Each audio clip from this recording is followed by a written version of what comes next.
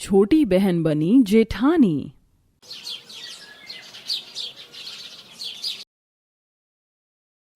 आहा संजना, तू क्या कर रही है?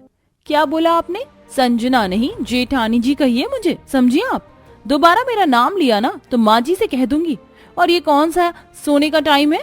दोपहर के 2 बज रहे हैं। खाना तो बनाया नहीं गया होगा आपसे। चुपचाप से उठकर खाना बना दीजिए। जी जेठानी जी, मैं अभी खाना बनाती हूँ।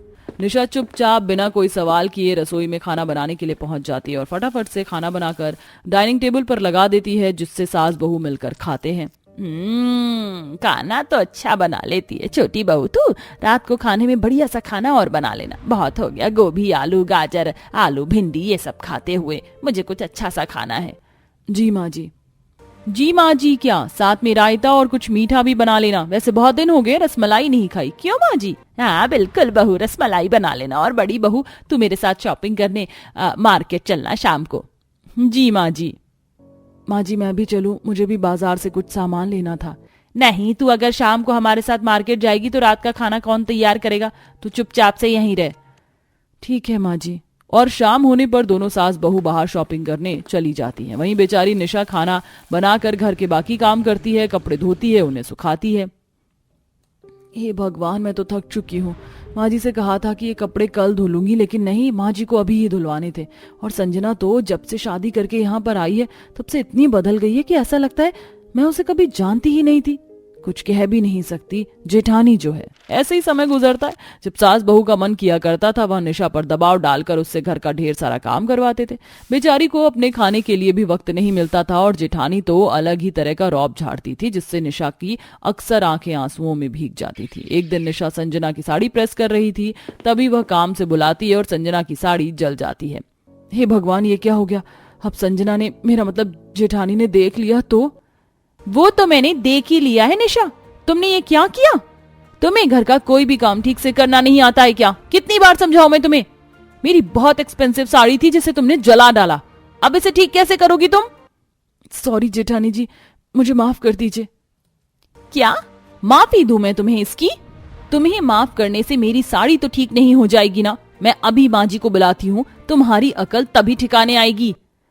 बस कर संजना, तू कितना जहर उगलने लग गई है।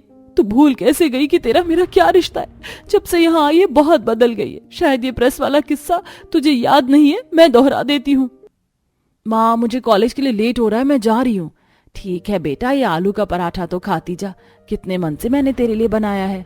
ठीक है माँ, खा रही हूँ मैं, अब बाय। निशा पराठा खाते हुए जा ही रही थी कि उसकी छोटी बहन अपने हाथ में ड्रेस लिए उसके सामने आती है।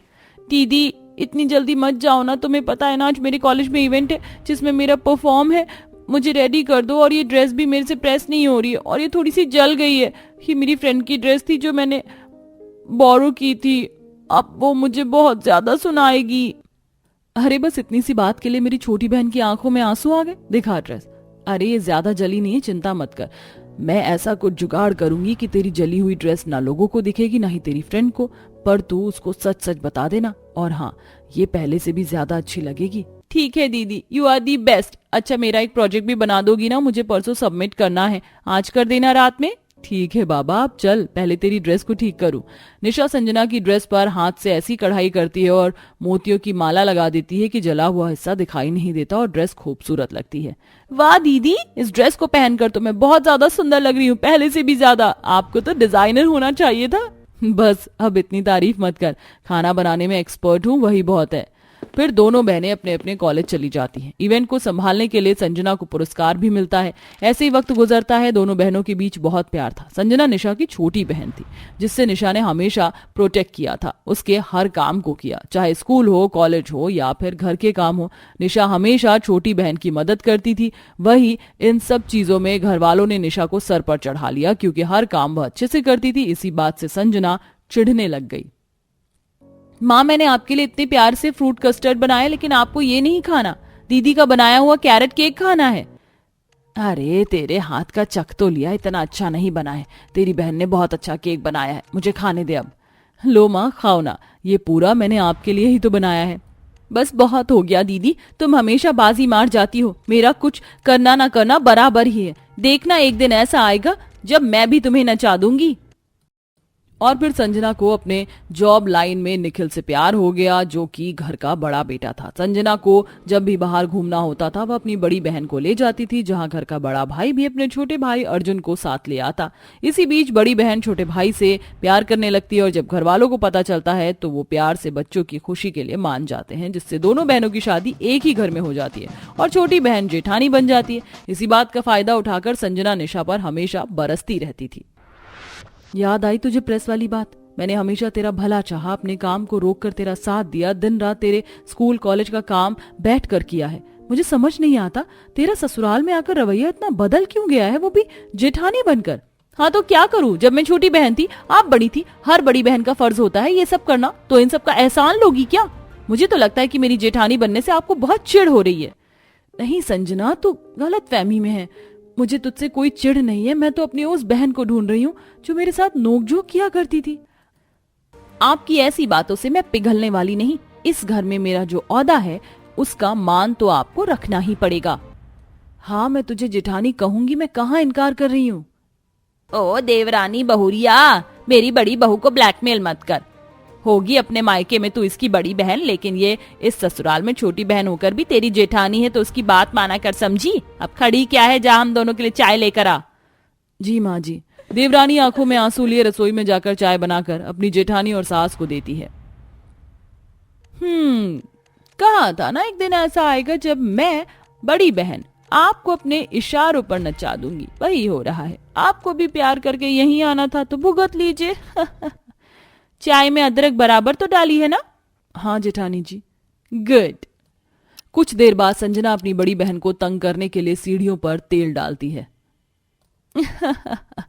अब जैसे ही मेरी बड़ी बहन इन सीढ़ियों से उतरकर यहाँ अपना पैर रखेगी तो फिसल जाएगी और मुझे बहुत मजा आएगा। ये बात किशोरी आकर सुन लेती है, जो अपनी बेटियों से मिलने उनके ससुराल पहुंचती है। संजना ये सब क्या सुन रही हूँ मैं? तुझे शर्म नहीं आती अपनी बड़ी बहन के लिए साजिश करते हुए? माँ आप? हाँ मैं। मुझे बता तूने ऐसा क्यों किया? निशा तू बेटा संभाल कर। किशोरी जैसे ही चिल्लाती है तब तक तो सीढ़ी से निशा फिसल जाती है और तुरंत संजना उसे संभाल लेती है। दीदी तू ठीक तो है ना? देखा, तू जानती है तेरी बड़ी बहन है, फिर भी तूने उसको बचा लिया, तो तूने उसे क्यों गिराना चाहा? आप क्यों मेरी बहू से जबरदस्ती कर रही हैं?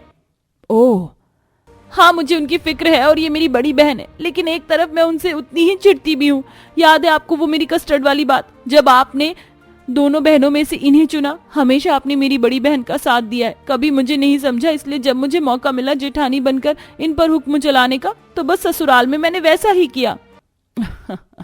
बेटा तू इतनी नफरत तो नहीं कर सकती। जमुना जी की बात से पता चल रहा है कि दोनों बहनों के बीच आग को हवा देने वाली यही है। और चल मान ले उसकी वजह से तू मुझसे नजरअंदाज हो गई, तू ये कैसे भूल गई उसने तेरे लिए अपनी बड़ी बहन होने का बहुत फर्ज निभाया है, रात भर जाग कर तेरा काम किया है। मैं तुझे गिनवा भी नहीं सकती इतना। और ये भी ठीक है कि तू इस घर की जेठानी है, फिर भी दो बहनों के बीच जो प्यार होता है क्या वो ऐसे खत्म होता है?